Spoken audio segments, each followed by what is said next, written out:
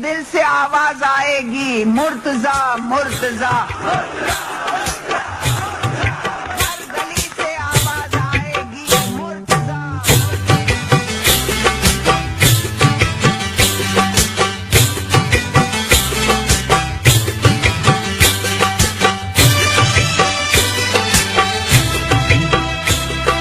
खासकर सदाम अगड़ू ये song dedicate कर रहे हैं इरशाद चांडियो और सजाद चांडियो की तरफ से शहीद भुट्टो के चेयरपर्सन मोहतरमा फातिमा भुट्टो को डेडिकेट करते हैं।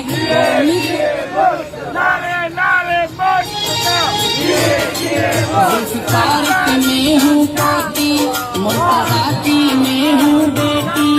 बेनज़ीर का मैं साया हूँ, मैं खून शहीदों का हूँ,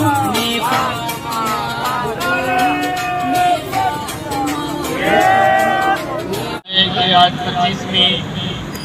बरसी है शहीद मीर मुर्तज़ा भुट्टो की, और यही वही जगह है जहाँ पर इन ज़ालिमों, जाबरों और कातिलों ने